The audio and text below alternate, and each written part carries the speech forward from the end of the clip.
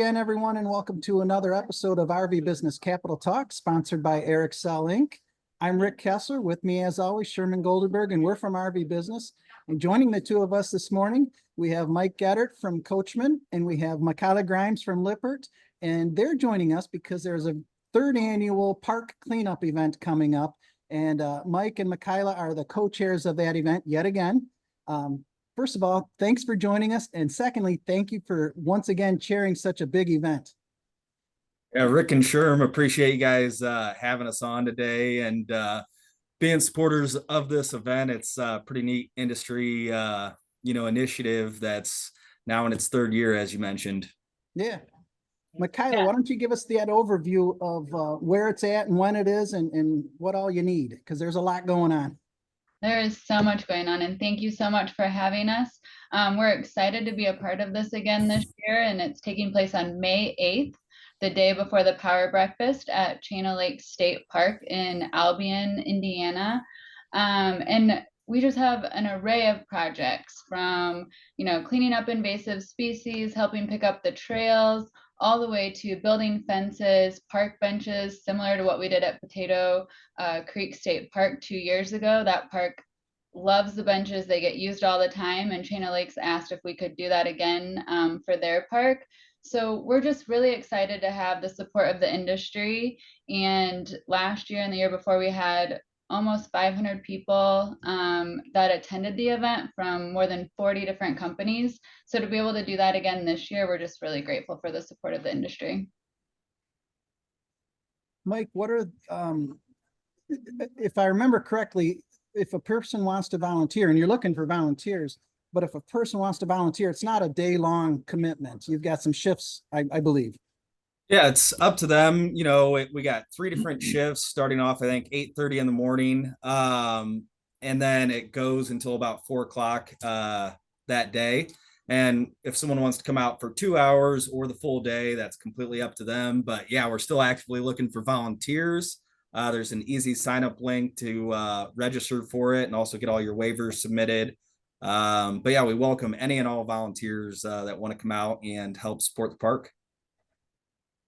I see that it's an extension of the Emerging Leaders Coalition of RVIA. Is that true?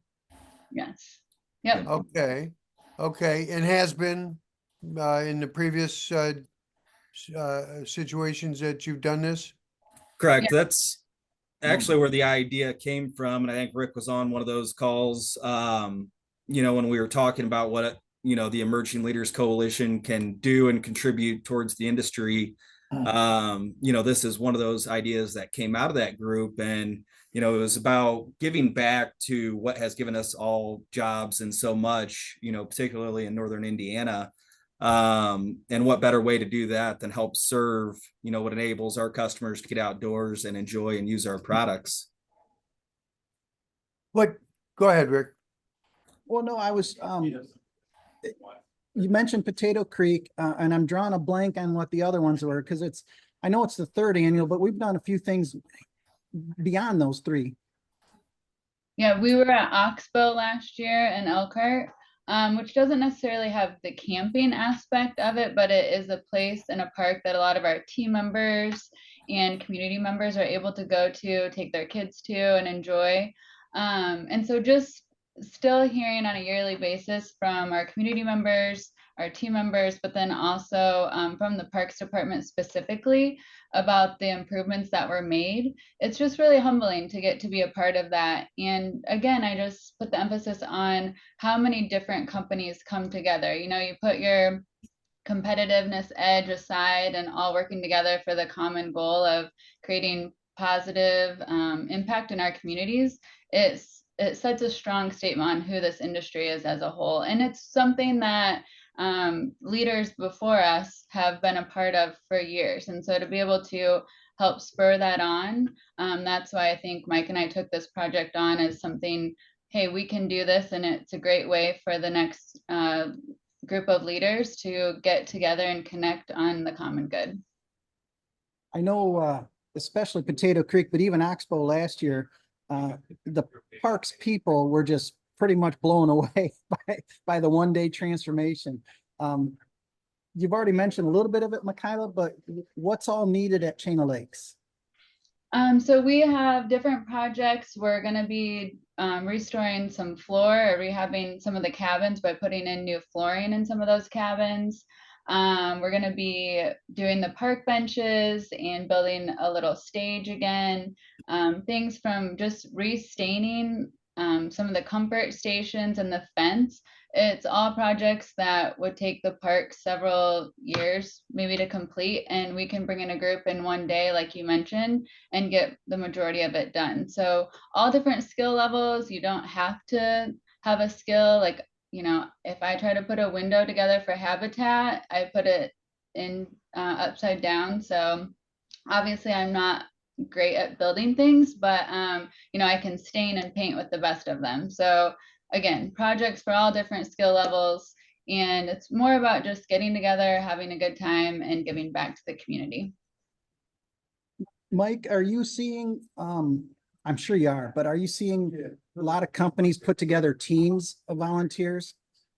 Yeah, and we have in years past, and I mean, we'll see companies, you know, send their entire production crews out and shift production days to attend this event. I know of a few already, you know, that are adjusting what their production schedule looks like to get out their full teams, their group leaders, you know, which then it gets really cool because we have so many different skill sets in this industry.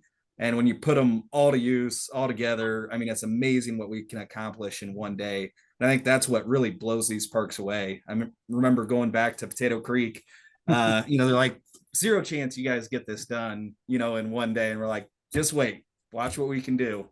And we did. I mean, we tackled, I forget if it was 20 projects simultaneously, fairly major projects across the park, you know, and had 450 plus volunteers come out and knock it all out. So, yeah, I mean, the commitment from the companies, the industry, you know, as Michilah stated earlier, is a testament to the RV industry and the people in it.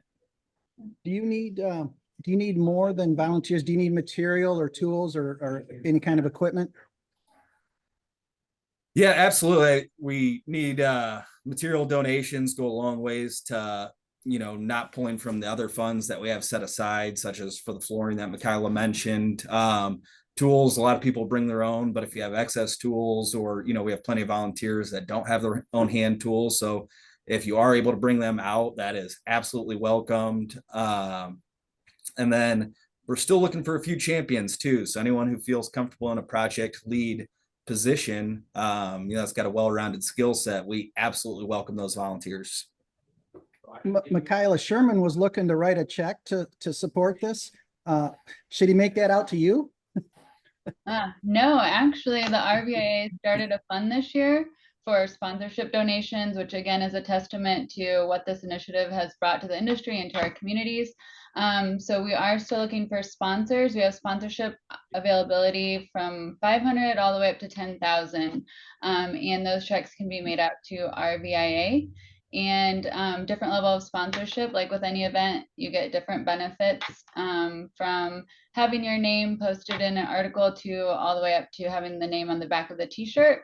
But in order for those names to be on the back of the t-shirt, sponsorships have to be turned in by this Friday. Okay. We will do our best to get the video out by then. Somebody with any sort of a question about this should contact whom? Mike or myself. Okay. Also, Kyle with RVIA, you could direct questions to, which I think on the press release they put out had his contact information available. Right. Okay. Okay. We'll put all that necessary information in this video description and below it so that people can Good just idea. click Yeah. the link. Okay. But I'm reminded looking at you guys, we don't mention your titles in the opener here. What do you got? What do you both do? And I have a subliminal mission in asking that because Michilah's has just changed at Lippert. But Mike, what's your title at Coachman? Or what do you do? I'm general manager of travel trailer line Coachman Catalina. Okay. And have been for 30 years? Not quite. I've been with the division since my start in this industry, and then took over the general manager role in 2020. Okay. Okay. And your Yeah. last name's familiar to me, by the way. Um, Yeah. Michilah, you just transitioned job duties. Tell us about that real quickly. So I'm not transitioning till June. So I'm still Director of Corporate and Community Impact. But I'm so excited for this new adventure to be helping out more with our customer initiatives like the RVIA Park Improvement and Serve with Purpose, which is our platform to help RVers get connected to opportunities to serve in the places where they visit while RVing. But also, and more importantly, it allows me more flexibility and time at home with my kiddos and supporting our daughter's gotten really involved in showing horses. So we travel a lot with that. And it's going to be a little bit of the best of both worlds. I'm so thankful for this opportunity to stay connected to my team and the community and help this mission of changing the world for our future generations, but also being more impactful in my own family. Very nice. Very nice. Rick? Well, congratulations on that, Michilah. That sounds extremely rewarding. It's going to be rewarding. Yeah. Thank Anything else on Chain of Lakes? I know it's a pretty popular campground, so it's probably gets a heck of a lot of use. Sounds like we got our work cut out for us for that day. Yeah, I think we have 14 projects, but when you actually include, other sites within these projects, I mean, that total is close to well over 30, right, Michilah? When you add in the 18 cabins, we're shooting for, might even approach right at 40 different project sites we're, aiming to get taken care of for the park. So you need an army then. Yeah, I think our volunteer list that we're targeting this year is the highest yet. We certainly want to be in excess of 500 plus people. It'd be wonderful if we hit that 600 mark. I think we hit 500 last year. So if we could hit the 600 mark, that'd be astounding. Yeah. And just a huge thank you to everyone that has participated in the past and that has already stepped up to champion projects this year. And like Mike mentioned earlier, some of the production groups that we've connected with are changing a little bit of their schedule so that it makes it more flexible for their team members to come out and support. So, we can't do this without the industry's support, and time again, they show up to be supportive of these community projects. And we're just really grateful for that. Well, very good. Very good. Sherman? I would just like to recognize Edie before we cut out. My office assistant is sitting behind me, and she's asleep at the moment, but you can see my cat Edie, and I just wanted to get her in on the conversation, and that's all. I'm done. Rick, you want to sign us off? Yeah. Michilah, Mike, thank you very much again for your time, but more importantly, thank you very much for leading once again this park cleanup effort. It makes a difference. It truly does. Thank you. Yeah, appreciate you guys having us and supporting the event. Appreciate the time today. Okay. Anytime.